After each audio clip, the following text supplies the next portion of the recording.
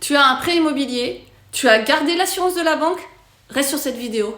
En fait, vous êtes très nombreux à avoir pris l'assurance de la banque. Alors oui, je sais, c'est obligatoire, etc. C'est faux, mais peu importe. Le débat n'est pas là. Le débat, il est que dans la plupart des banques, aujourd'hui, et depuis plusieurs années déjà, vous avez des contrats en indemnitaire. En indemnitaire, ça veut dire que c'est en fonction de ta perte réelle de revenus. On a des contrats sur lesquels c'est marqué que si tu as moins de 75% de perte de revenus, on ne t'indemnise pas.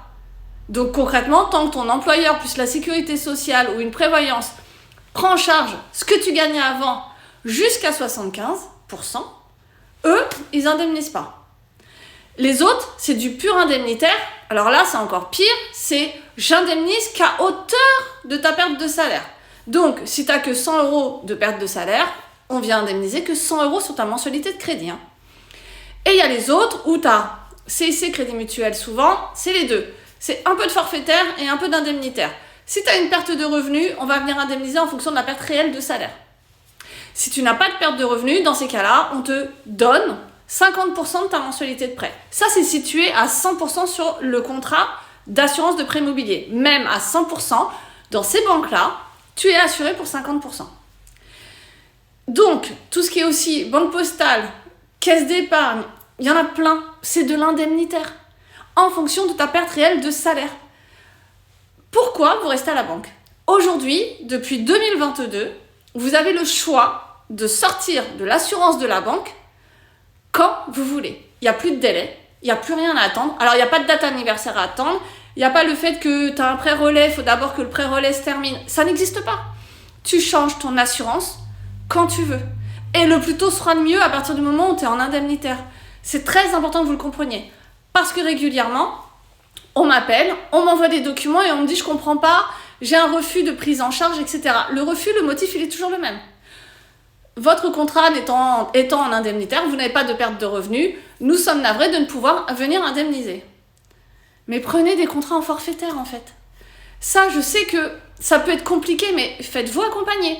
Aujourd'hui, nous on accompagne tout le monde pour le changement d'assurance, pour en trouver une, surtout pour les gens qui ont déjà des traitements, des soins, qui ont eu des choses dans leur vie, des accidents, etc. Au moins, ça permet d'avoir une assurance. Mais vraiment, arrêtez avec l'indemnitaire. Vérifiez vos contrats. Au moins ça. Le minimum, c'est ça. Parce que des autres refus, il y en a plein d'autres, croyez-moi. Et ils sont tous... Enfin, voilà. Et en plus, quand vous cumulez le dos et le psy sans hospitalisation, on vous dit, bah non, dommage, il fallait que tu sois hospitalisé 10 jours. Bon, bah déjà ça. Que même si tu es hospitalisé 10 jours, vu que c'est de l'indemnitaire, c'est en fonction de ta perte de revenus. Bref, il faut que ça s'arrête. Aujourd'hui, les banques devraient faire de la banque. Voilà. C'est tout. Ils ne sont pas assureurs. Que ça plaise ou que ça plaise pas, à un moment donné, ça suffit. Soit ils se forment vraiment, ils comprennent l'impact que ça a sur votre vie en tant que particulier. D'ailleurs, quand il s'agit d'eux-mêmes, pour la plupart, ils ne le savent même pas ce qu'ils sont en train de signer. Moi, j'ai vu des conseillers bancaires avec des prêts immobiliers en indemnitaire. Mais formez-vous, en fait. Ou demandez une formation. Je sais pas, avec le CPF, là, tous ces trucs-là.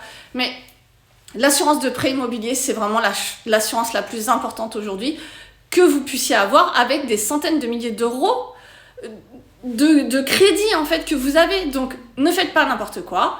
Changez de contrat. Moi, j'ai beaucoup de personnes que j'accompagne, dont des conseillers bancaires, pour changer leur contrat, pour aller sur des contrats réellement couvrants, en fonction de leur réel profil aussi. Est-ce qu'ils sont fumeurs, est-ce qu'ils font du sport, est-ce qu'ils ont une profession à risque, etc. Tous, vraiment, faites attention à ça. Mais aujourd'hui, l'indemnitaire, ça ne devrait même pas exister, en fait. Ça ne devrait pas, en fait, parce que vraiment, quand on est en arrêt maladie,